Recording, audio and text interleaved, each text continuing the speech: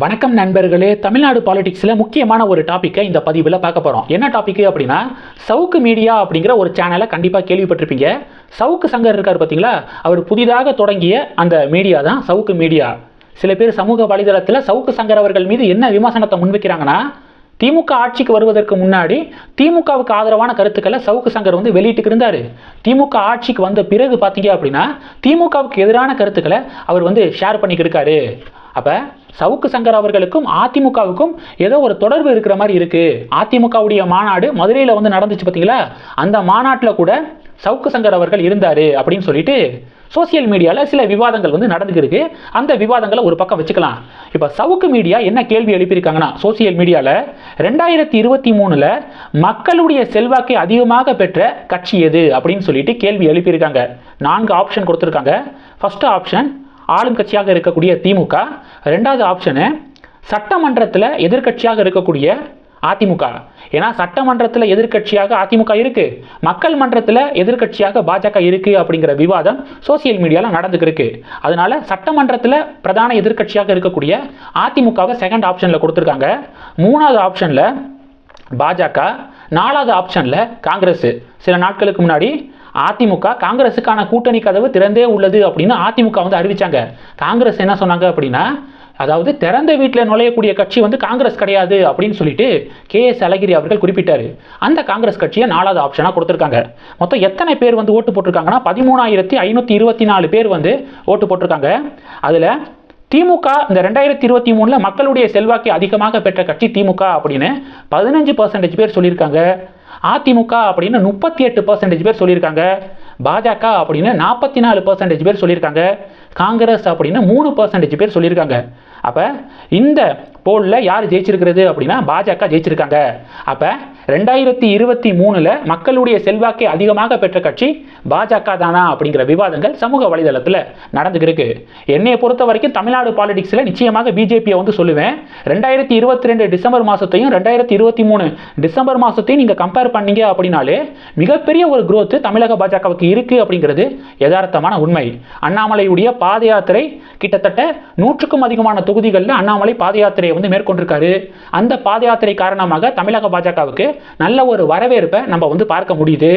இது மட்டும் இல்லாமல் தென் மாவட்டங்களில் மழை பெஞ்சிச்சு பார்த்தீங்களா, அப்போ சென்னையில் மழை வெள்ள பாதிப்பு நடக்கும் போதெல்லாம் பாஜகவினர் அந்த நிவாரண பணிகளில் மிக தீவிரமாக இருந்ததை நம்ம பார்த்தோம்.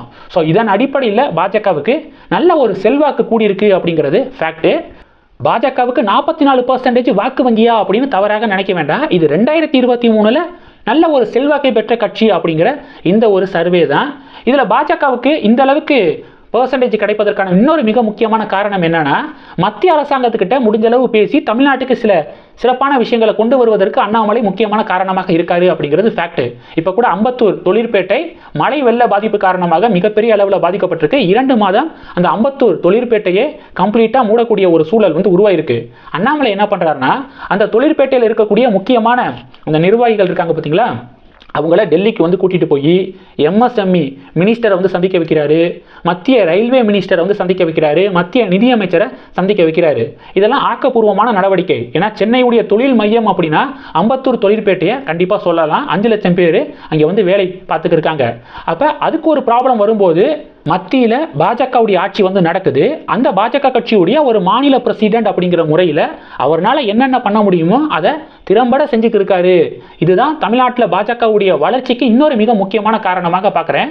இன்னொரு விஷயம் என்ன அப்படின்னா, சப்போஸ் மத்திய அரசாங்கத்துக்கிட்ட இருந்து சில அறிவிப்புகள் வருதுன்னு வச்சுக்குவோம். உதாரணத்துக்கு டெல்டா ரீஜியனில் நிலக்கரி சுரங்கம் அமைப்பதற்கான ஒரு அறிவிப்பு வெளியாகுது.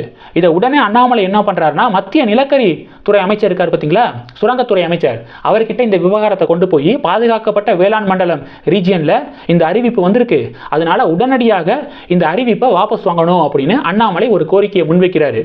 உடனே மத்திய நிலக்கரி மற்றும் சுரங்கத்துறை அமைச்சகம் அந்த அறிவிப்பை வாபஸ் வாங்குறாங்க.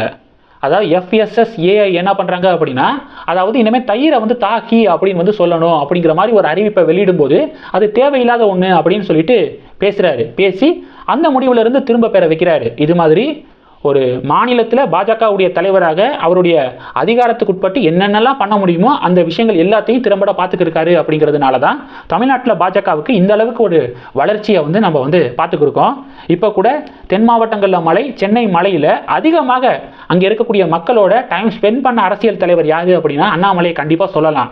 சென்னை மழை ஏற்பட்ட போது, பாதிப்பு ஏற்பட்ட போது கிட்டத்தட்ட 15 நாட்கள் பாத யாத்திரையை போஸ்ட்போன் பண்ணிட்டு சென்னையில் தான் இருந்தார். தென் மாவட்டங்களில் வெள்ள பாதிப்பு ஏற்பட்ட பிறகு மறுபடியும் பாத யாத்திரையை போஸ்ட்போன் பண்ணிட்டு 4-5 நாட்கள் அங்கேயே இருந்தார் அப்படிங்கிறது குறிப்பிடத்தக்கது. அப்போ இதன் காரணமாக தான் 2023 மக்களுடைய செல்வாக்கை அதிகமாக பெற்ற கட்சி பாஜக அப்படின்னு சொல்லிட்டு இந்த ரிசல்ட் வந்திருக்கு அப்படின்னு நான் நினைக்கிறேன். இதே ட்ரெண்டு கண்டினியூ ஆனிச்சு அப்படின்னா 2026 நிச்சயமாக எலெக்ஷனில், சட்டமன்ற தேர்தலில் தமிழக பாஜக மிகப்பெரிய ஒரு தாக்கத்தை ஏற்படுத்தும் அப்படிங்கிறதுல டவுட்டே இல்லை. இந்த டாப்பிக்கை பற்றி உங்களுடைய பார்வைகளை மறக்காமல் கமெண்ட் பண்ணுங்கள். இந்த வீடியோ பிடிச்சிருந்துச்சுன்னா லைக் பண்ணுங்கள், ஷேர் பண்ணுங்கள், மறக்காமல் நம்ம சேனலை சப்ஸ்கிரைப் பண்ணுங்கள். மேலும் நம்ம சேனலுக்கு சப்போர்ட் பண்ணணும் அப்படின்னு ஆசைப்பட்டீங்கன்னா நான் பேசக்கூடிய வீடியோக்கு கீழே நன்றி அப்படிங்கிற ஆப்ஷன் இருக்குது. அதை கிளிக் பண்ணி உங்களால் முடிந்த தொகையை சேனல் வளர்ச்சிக்காக கொடுத்து உதவி செய்யலாம். இல்லை ஜாயின் பட்டனை கிளிக் பண்ணி நம்ம சேனலுக்கு மெம்பராக ஆகலாம். நன்றி. ஜெய் ஹிந்த்.